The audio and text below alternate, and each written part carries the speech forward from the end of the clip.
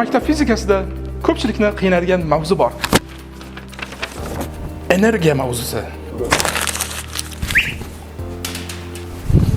Qanday energiya? Potensial energiya. Nima degani u potensial energiya? Potensial energiya bu to'planish energiyasi.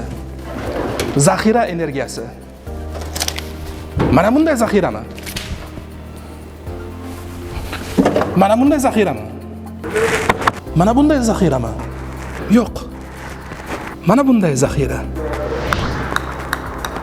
Masalan, prujina tinch holatida uning energiyasi 0 ga teng. Va men uni cho'zgan paytimda u energiya to'playdi va kerak bo'lgan paytda uni ishlatish mumkin. Koptok yerda tinch holatda turganda uning potensial energiyasi 0 ga teng. Ko'tarayotgan vaqtda potensial energiyani to'playdi. Va mana biz potensial energiyani saqlab qo'ydik. Zarur bo'lgan holatlarda biz yana uni ishlatishimiz mumkin.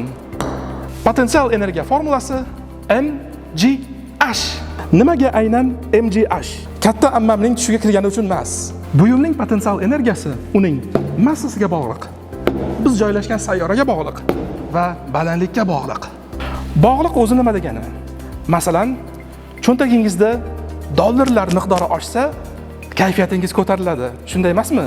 Demak, sizning kayfiyatingiz cho'ntagingizdagi dollarlar miqdoriga bog'liq. Potensial energiyaning massaga bog'liqligini real tajribada ko'rib chiqamiz. Yengil buyumni balandlikdan tuproqqa tashlaymiz va uning ta'sirini ko'ramiz.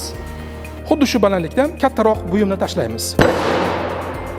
Massasi kattaroq bo'lgan buyumning ta'siri massasi kichikroq bo'lgan buyumning ta'siridan ancha ko'proq. Potensial energiyaning balandlikka bog'liqligini tekshiramiz.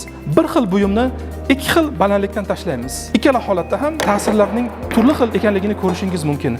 Balandroqdan tashlangan buyumning potensial energiyasi yuqoriroq bo'ladi. Va oxirgi parametr bu sayyorani o'zgartirish.